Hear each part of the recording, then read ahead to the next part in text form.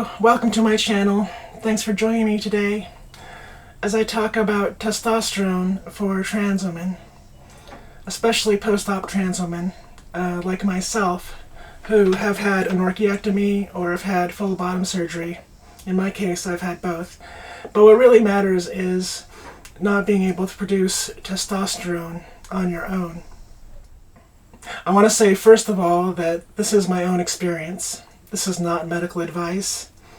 It's just something for you to take as experience that I've lived that maybe you might have not, and take it under consideration. Are you tired all the time? Do you not have any sex drive anymore? You may want to make sure you get your levels checked and try to see if taking some testosterone would be right for you. It's been my experience that many post-op trans women actually have testosterone levels that can be dangerously low. In my own case, after having an orchiectomy, I was at first relieved to have that finished, but I also noticed that I almost lost all of my drive entirely. My sex drive, my drive to work, all kinds of issues with my energy levels.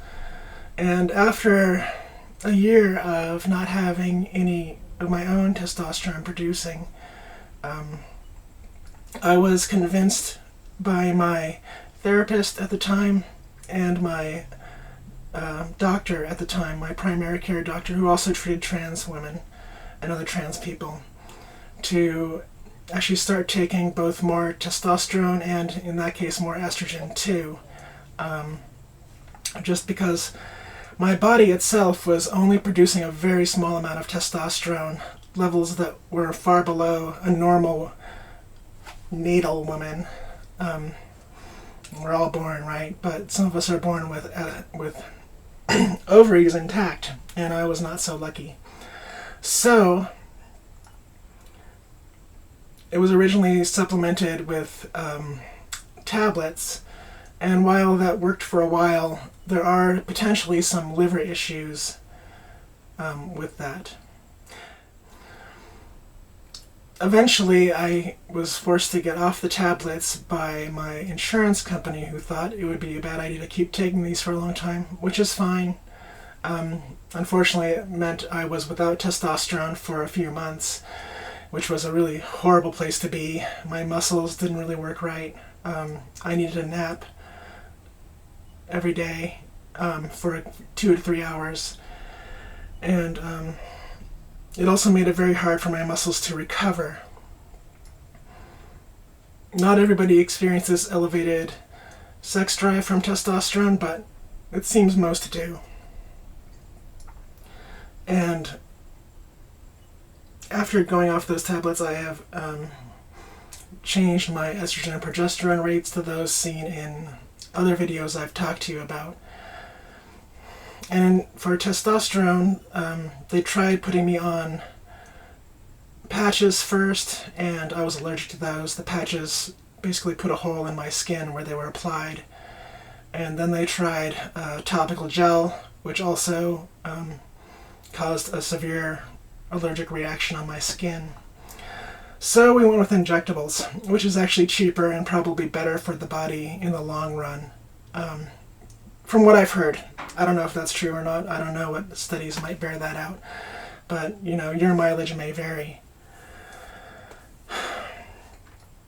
Originally, they started off me on 10 milligrams of injectable testosterone per week. And when we did the labs, that came back a little high. So we lowered it to 8. And my endocrinologist at the time thought that looked really good when my labs came back after that. I have a new doctor now who thought my levels were a little high, so she lowered me to 6, but it's since turned out that 6 is just too low, and it doesn't really last to the end of the week for me.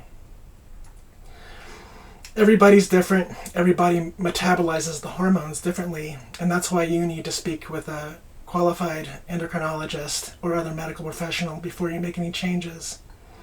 And, see what your doctors have to say. I do think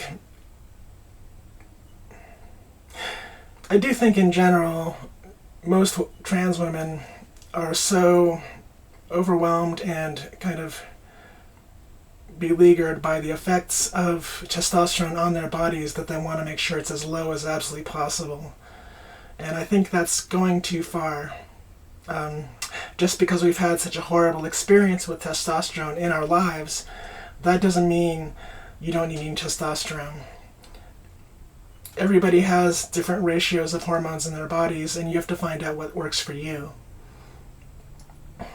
So this is just a little encouragement to think about it, especially if you're considering an orchiectomy or a bottom surgery.